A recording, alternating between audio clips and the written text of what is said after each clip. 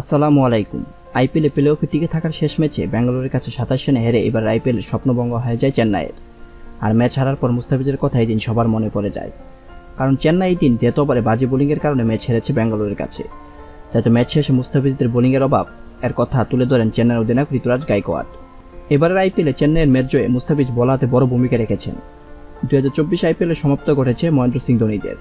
IPL শেষ হতে না হতেই 2025 আইপিএলে চেন্নাইয়ের হয়ে 5 ক্রিকেটারকে ধরে রাখার এক তালিকা প্রকাশ করেছেন ভারতীয় বড় সংবাদ মাধ্যম স্পোর্টসকেডা, যেখানে তাদের সেই তালিকায় রয়েছেন বাংলাদেশের মুস্তাফিজুর রহমান।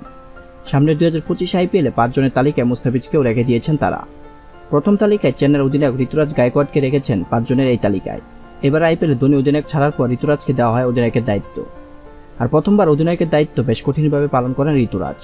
অধিনায়কের পাশাপাশি ব্যাট হাতে দারুণ সব ইনিংস খেলে দলকে জিতিয়েছেন।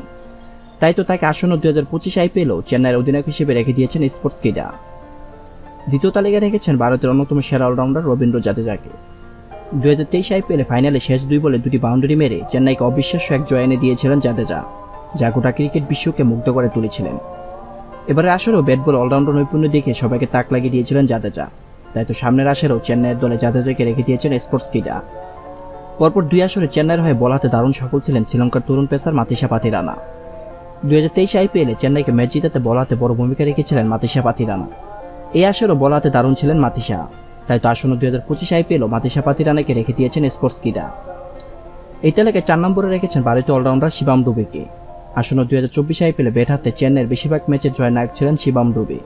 গত আসরের চেয়ে এই আসরে তার ব্যাট চলেছে আরও জোরের গতিতে।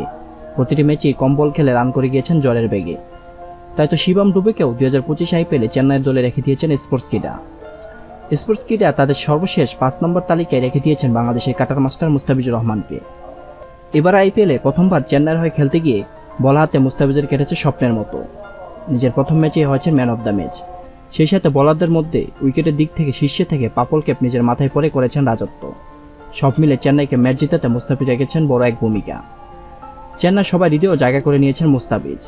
তাই তো সামনে 2025 আইপিএলও মুস্তাফিজ হবেন চেন্নাইয়ের বল হাতে ট্রাম্প কার্ড।